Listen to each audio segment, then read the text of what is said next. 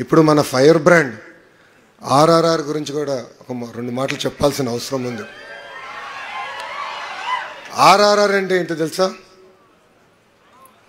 Real, responsible, rebel. Rebel మర్చిపోకూడదు మనం. Real అనే విషయం, ఎందుకంటే వ్యక్తిగతంగా ఇద్దరం దాదాపు ఒక దశాబ్దం పాటు కలిసి ప్రయాణం చేసాం. కొన్ని సందర్భాల్లో విభేదించాం, ఇదేమో అందరు తెలిసిన విషయమే, విభేదించాం, కానీ ఎప్పుడు మిత్రులుగానే ఉండిపోయాం. ఎప్పుడైతే చంద్రబాబు నాయుడు గారిని అరెస్ట్ చేశారో నాకు టాప్ మొదటి 10 మందిలో ఫోన్ చేసిన వ్యక్తి ఆర్ఆర్ఆర్ గారు. వేరే పార్టీ అయినా ఫోన్ చేసి జరిగింది కరెక్ట్ కాదు, లేదు మీకు అండగా నిలబడతాం, లీగల్గా నీకు ఏం హెల్ప్ కావాలంటే కూడా గైడ్ చేస్తానన్నారు.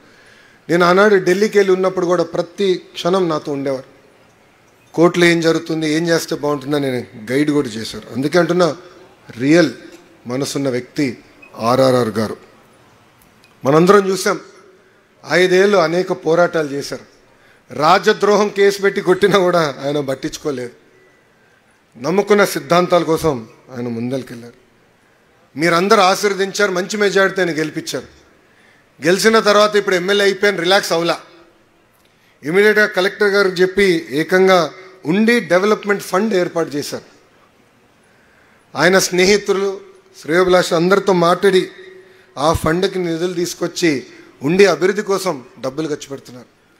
జెడ్పీ హై స్కూల్ అభివృద్ధి కోసం 60 లక్షల రూపాయలు ఖర్చు పెట్టారు. 34 ప్రభుత్వ పాఠశాలలు ఉంటే 31 ప్రభుత్వ పాఠశాలలో బిల్డింగ్స్ కానీ, క్లాస్ రూమ్స్ కానీ, డెస్క్స్ కానీ, ప్లే గ్రౌండ్లు అన్నీ కూడా ఏర్పాటు చేశారు ఆర్ఆర్ఆర్ గారు. ఇంకా బీసీ వెల్ఫేర్, సోషల్ వెల్ఫేర్ హాస్టల్లో కూడా వాళ్ళకి కావాల్సిన బెడ్స్ కూడా ఆయన ఏర్పాటు చేశారు. పోలీస్ స్టేషన్ కూడా వదిలిపెట్టలేదు ఈయన. పోలీస్ స్టేషన్ అభివృద్ధి చేశారు. ఏ పోలీసులు అయితే ఆయన కొట్టారో వాళ్ళ కోసం సొంత నిధులతో వాహనాలు కొనిచ్చి ఇచ్చిన వ్యక్తి ఆర్ఆర్ఆర్ గారు. డ్రైన్స్ క్లీనింగ్ కానివ్వండి, పంట కాలువల క్లీనింగ్ కానివ్వండి, సొంత నిధులతో కూడా ఖర్చు పెట్టి అభివృద్ధి చేశారు. సురక్షితమైన తాగునీరు కోసం 34 వాటర్ బెడ్ ఫిల్టర్స్ కూడా ఆయన రిపేర్లు చేయించారు. ఇంకా ఉండి టు జోలపాలెం లింక్ రోడ్ అభివృద్ధి కార్యక్రమం మొదలుపెట్టారు. దానికి రతన్ టాటా గారి పేరు కూడా ఏర్పాటు చేసిన వ్యక్తి మన ఆర్ఆర్ఆర్ గారు. డయాలసిస్ సెంటర్ కూడా తొందరలోనే ప్రారంభించబోతున్నారు. ఇట్లా చెప్పుకుంటూ పోతే చాలా లిస్ట్ ఉంది. కానీ ఇది మీ అందరికీ నేను ఎందుకు చెప్తున్నా, మనందరూ తెలుసు రాష్ట్రం చాలా ఆర్థిక ఇబ్బందుల్లో ఉంది. ప్రతి నెల 4,000 కోట్ల రూపాయలు డెఫిసిట్ బడ్జెట్లో నడుస్తుంది. శాసనసభ్యులుగా మేము అందరం కంప్లైంట్ చేస్తాం, డబ్బులు లేవు, ఎట్లా చేయాలని. కానీ రఘురాజు గారు క్రైసిస్ ఇస్ అన్ ఆపర్చునిటీగా తీసుకుని నిధులు సమకూర్చి ప్రజల కోసం ఖర్చు పెడతాం జరుగుతుంది. అట్లా ఇక్కడున్న మీరందరూ కూడా you are the future of our state.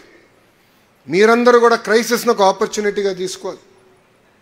మీ సత్తా ఏంటో మీ కుటుంబ సభ్యులకి, మిత్రులకే కాదు, మీరు రాబోయే రోజుల్లో పనిచేసే కంపెనీల్లో చూపించాల్సిన బాధ్యత మీ అందరిపైన ఉంది.